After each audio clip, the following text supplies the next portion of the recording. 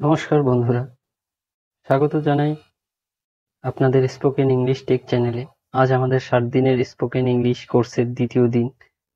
যারা আমাদের সঙ্গে এই যাত্রায় আছেন তাদেরকে ধন্যবাদ। আমরা প্রতিদিন সহজ ও কার্যকরী উপায়ে ইংরেজি শেখার কৌশল শিখব। আজ আমরা শিখব নতুন শব্দ ও বাক্য গঠনের কৌশল, যা আপনাদের ইংরেজি বলার দক্ষতা বাড়বে।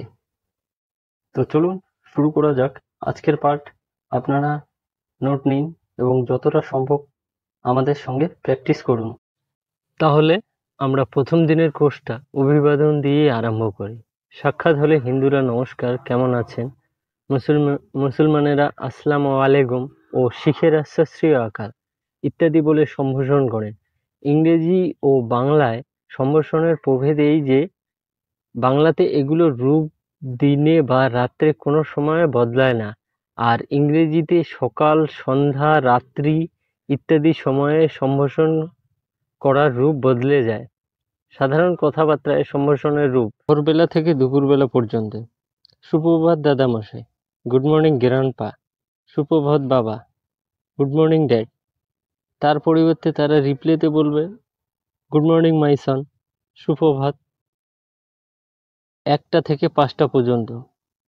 নমস্কার দিদিমা, গুড আফটারনুন গ্র্যান্ডমা। নমস্কার মা, গুড আফটারনুন মাম্মি। তার পরিবর্তে তারা রিপ্লাইতে কি বলবে? Good afternoon my daughter. 5টা থেকে রাত 11টা পর্যন্ত। কাকা নমস্কার, গুড ইভিনিং আঙ্কেল। কাকিমা নমস্কার, গুড ইভিনিং আন্টি। তার পরিবর্তে তারা রিপ্লাইতে বলবে ইভিনিং মাই চাইল্ড। রাত্রে বিদায় নেওয়ার সময়: শুভরাত্রি, গুড নাইট, সুখে নিদ্রা যাও, সুইট ড্রিমস। দিনে রাত্রে যে কোনো সময়ে। আজকের মতো তাহলে আসি sir, good day to you sir. যাওয়ার সময়: যাই বাচ্চারা, গুড বাই চিলড্রেন। যাচ্ছি বিদায়, বাই বাই, বিদায় প্রিয়ে। ফরওয়েল মাই লাভ, আচ্ছা আবার দেখা হবে।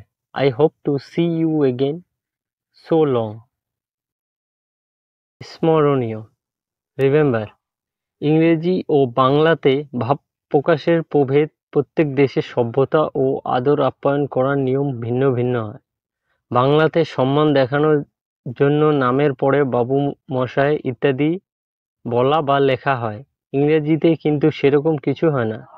যেমন কেদারবাবু এসছেন, মিস্টার কেদার হ্যাজ কাম। বাংলাতে মধ্যম পুরুষের প্রকারভেদ, যেমন তুমি, তুই ও সম্মান দেখানোর জন্য আপনি। কিন্তু ইংরেজিতে সকলের জন্য ইউ ব্যবহার করা হয়। যেমন কি চাই আপনার, হোয়াট ডু ইউ ওয়ান্ট। বাংলাতে যেমন সে না বলে আপনি বলা যায়, ইংরেজিতে তেমন হয় না। উদাহরণস্বরূপ, উনি রাত্রে হয়তো আসতে পারেন, হি কাম অ্যাট নাইট। গ্র্যান্ডফাদারের সংক্ষিপ্ত রূপ গ্র্যান্ডপা প্রচলিত। ফাদারের পরিবর্তে ড্যাড বা ড্যাডির সংক্ষিপ্ত রূপের প্রয়োগ হয়। গ্র্যান্ডমাদারের সংক্ষিপ্ত রূপ গ্র্যান্ডমা। মাদারের ক্ষেত্রে মাম্মির প্রয়োগ হয়। ইংরেজিতে কাকা, জ্যাঠা, মামা, মেসোমশাই, পিসেমশাই সকলকেই আঙ্কেল বলা হয়। কাকিমা, জেঠিমা, মামিমা, মাসিমা, পিসিমা সকলকেই আন্ট বলা হয়। যে কোনো ভদ্রলোককে সম্মান দেখিয়ে স্যার বলা যেতে পারে। সেই রকম যে কোনো মহিলাকে ম্যাডাম বলে সম্বোধন করা যেতে পারে। খুড়তুতো, মামাতো, জ্যাঠতুতো, পিসতুতো, মাসতুতো ভাই বোনকে কাজিন বলা হয়, কাজিন ব্রাদার বা কাজিন সিস্টার। স্বামীকে হাজব্যান্ড, সংক্ষেপে হাবি বলা হয়। আজকের দিনের পাঠ এখানেই শেষ করছি বন্ধুরা। আশা করি আজকের পাঠ থেকে আপনারা অনেক কিছু শিখতে পেরেছেন।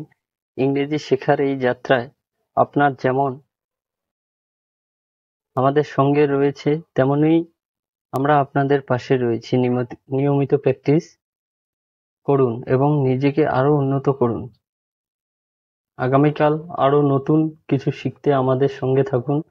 যদি আমাদের ভিডিও ভালো লেগে থাকে তাহলে অবশ্যই লাইক, শেয়ার এবং চ্যানেলটি সাবস্ক্রাইব করতে ভুলবেন না। আগামী দিন আরো কিছু নতুন বিষয় নিয়ে আবারও হাজির হব। ভালো থাকুন, সুস্থ থাকুন। ধন্যবাদ।